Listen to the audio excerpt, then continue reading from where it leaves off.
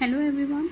So today's topic is third application of Biot-Savart's law, that is magnetic field at a point due to a long straight current carrying wire.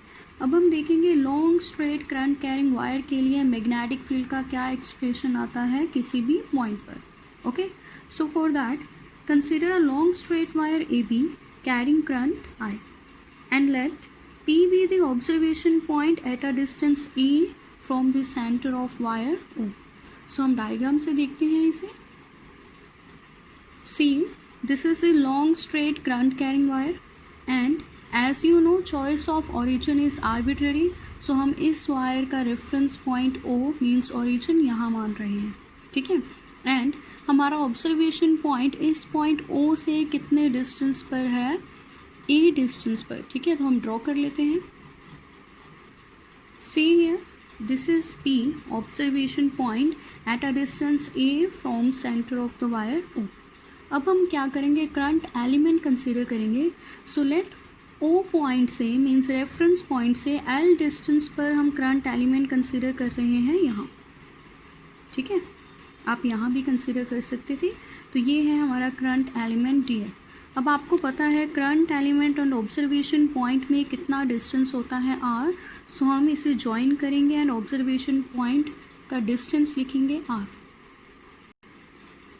C, d l element के साथ observation point को join किया तो ये distance कितना है are.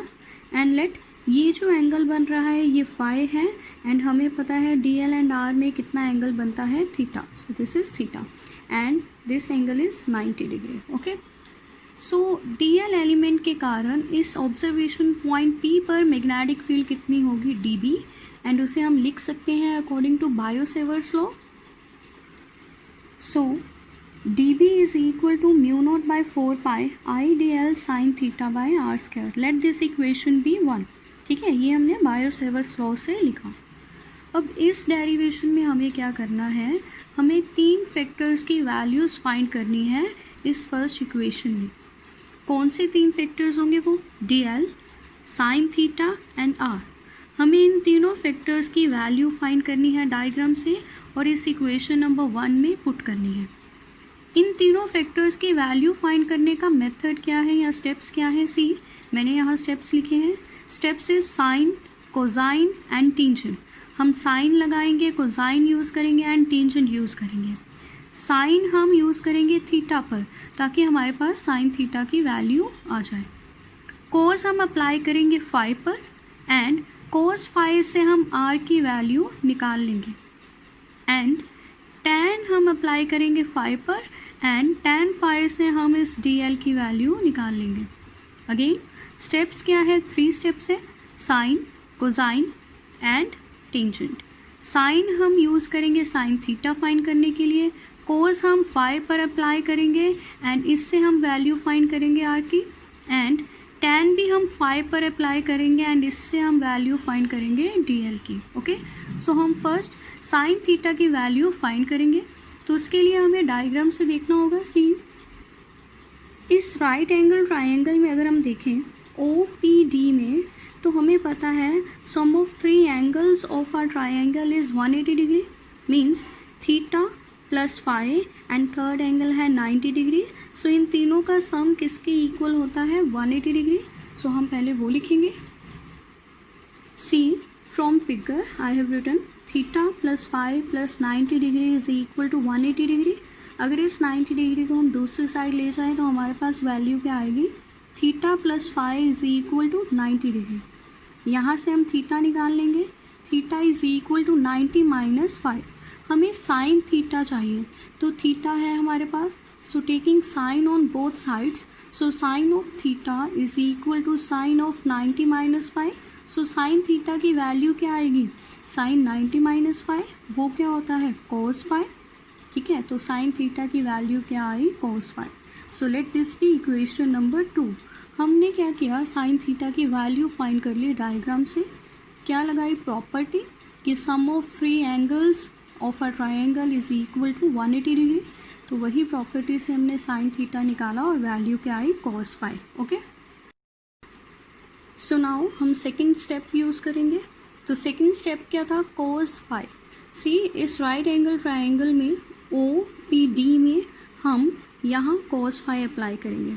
As we know cos phi is equal to base, base है A, base by hypotenuse and hypotenuse क्या है आर। सो cos फाई की वैल्यू क्या आई A by R. See I have written cos phi is equal to A by R. हम यहाँ से r निकाल लेंगे, r की क्या वैल्यू आएगी a by cos phi. So let this be equation number 3। ठीक है, r की वैल्यू भी निकाल ली। अब बचा क्या, dl की वैल्यू निकालना। ठीक है, तो उसके लिए स्टेप मैंने बताया था, हम tan फाई लगाएंगे ट्राइंगल में। यहाँ हम tan फाई लगाएंगे। tan phi is equal to perpendicular, perpendicular क्या है हमारे पास l बाय बेस, और बेस क्या है e। tan फाई की वैल्यू क्या आएगी l by e। I have written here tan phi is equal to l by e। यहाँ से हम l निकाल लेंगे, l is equal to a tan phi. But Biot Savart's में हमारे पास वहाँ dl है, ये लेंथ है, हमें dl चाहिए, तो हम इस इक्वेशन को डिफ्रेंशिएट करेंगे विद रिस्पेक्ट टू फाई। क्या आ जाएगा dl by d phi is equal to a constant है वो एज इट इज़ रहेगा। tan फाई की डिफ्रेंशिएशन क्या होती है सीकेंड स्क्वायर फाई, ये फॉर्मूला है। तो tan फाई की डिफ्रेंशिएशन हमने यहाँ कर दी सीकेंड स्क्वायर फाई। हमें dl चाहिए, तो d फाई को हम इस साइड ले आएंगे। dl is equal to a secant square phi, साथ में d फाई आएगा। मैंने यहाँ d फाई लिख दिया है। dl is equal to a secant square phi d phi. Okay, अब हम क्या करेंगे, dl and r and sine theta की वैल्यू इक्वेशन नंबर 1 में पुट करेंगे। Put 2, 3 and 4 in 1। इक्वेशन 1 देखें, dB is equal to mu naught by 4 pi I, dl है तो dl की ये वैल्यू मैंने यहाँ पुट कर दी है a secant square phi d phi. Then ideal sine theta था, तो साइन थीटा की वैल्यू कोस फाई मैंने यहाँ लिख दी है, divided by R square. R की वैल्यू थी a बाई कोस फाई, इसका स्क्वायर कर दिया है मैंने यहाँ। अब देखो नेक्स्ट स्टेप क्या है, 1 बाई कोस क्या होता है सीकेंड, तो 1 बाई कोस स्क्वायर फाई यहाँ क्या बन जाएगा सीकेंड स्क्वायर फाई। क्या आ जाएगा हमारे पास a square secant square phi. ये सीकेंड स्क्वायर फाई एंड ये सीकेंड स्क्वायर फाई कैंसिल हो जाएगा, a से एक a कैंसिल हो जाएगा। ठीक है, तो हमारे पास क्या बचेगा सी mu not I by 4 pi और एक a 4 pi a cos phi और यहाँ से d फाई।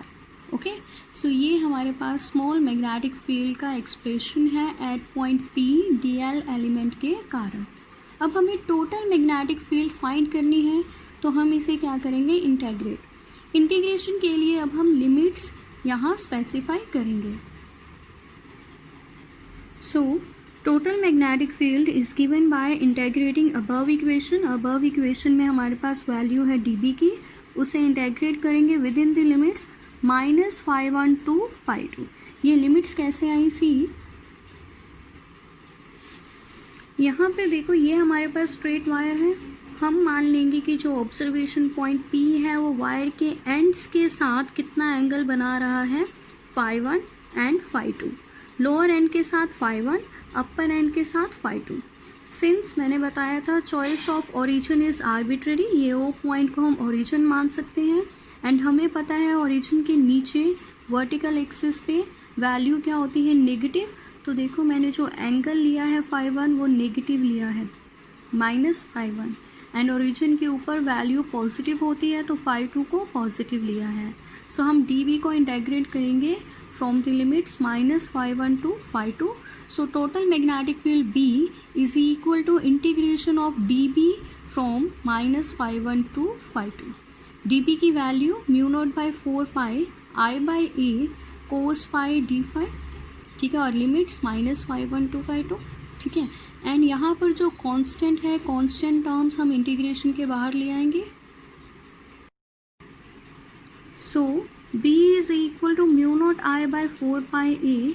कांस्टेंट टर्म्स को मैंने इंटेग्रल से बाहर लिख दिया है। Integration of cos phi d phi from -φ1 to φ2।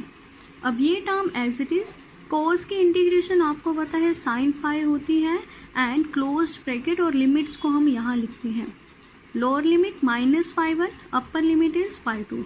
जब हमें लिमिट्स गिवन हो तो हमारा फॉर्मूला क्या होता है, जो भी फंक्शन है function of upper limit minus function of lower limit. ठीक है, यहाँ पर साइन है so sine of upper limit minus sine of lower limit ये बनेगा। So b is equal to μ0I/4πa bracket start sine of upper limit means sine φ2 minus sine of lower limit means sine of minus φ1 and bracket close. अब आपको पता है sign of minus theta क्या होता है, minus sine theta. सो यहाँ पर हमारे पास है साइन ऑफ माइनस φ1, इसे हम लिख सकते हैं माइनस साइन φ1, तो माइनस माइनस क्या हो जाएगा plus. So b is equal to μ0I/4πa into sine of φ2 plus sine of φ1. Okay, so this is the required expression for magnetic field due to a long straight current carrying wire at any point. Okay, so now special cases of this article. Case 1, if observation point lies at one end of the wire, अगर observation point अब wire के एक and पर लाई करे तो क्या होगा, φ1 की वैल्यू 0 डिग्री एंड φ2 की वैल्यू कितनी होगी 90 डिग्री। ओके, इसे हम डायग्राम से समझ लेते हैं। सी, ये हमारे पास लॉन्ग इन्फानाइट वायर है एंड अब हम क्या मान रहे हैं कि हमारा ऑब्जर्वेशन पॉइंट वायर के एक एंड पर लाई कर रहा है। सो लेट इस एंड पर सेम वही ए डिस्टेंस पर हमारा ऑब्जर्वेशन पॉइंट पी लाई कर रहा है। अगर अब ऑब्जर्वेशन पॉइंट वायर के एंड पर लाई कर रहा है तो नीचे वाली साइड जो एंगल बनता था φ1 वो कितना हो जाएगा 0। ओके, एंड ये वायर क्या है, इन्फानाइट। इन्फानाइट है तो जो लाइन हम ड्रॉ करते थे पी पॉइंट से वायर के दूसरे एंड तक, वो लाइन अब कैसे जाएगी, ऑलमोस्ट स्ट्रेट जाएगी। अगर वायर की लेंथ इतनी होती तो लाइन हम कर्व्ड लगा लेते, बट अब वायर क्या है, इन्फानाइट, तो ये लाइन ऑलमोस्ट स्ट्रेट जाएगी और इन्फिनिटी पर कहीं इस वायर के एंड से मीट करेगी। ठीक है, तो φ2 की वैल्यू क्या हो जाएगी 90 डिग्री। ओके, देयरफॉर φ1 एंड φ2 की वैल्यूज हम इस इक्वेशन में पुट करेंगे। b is equal to μ0I/4πa into sine of φ2 है 90 degree plus sine of φ1 is 0 degree. So sine 0 is 0 and sine 90 is 1, तो ये फैक्टर 1 बन जाएगा। तो हमारे पास रिजल्ट क्या आएगा, b is equal to μ0I/4πa।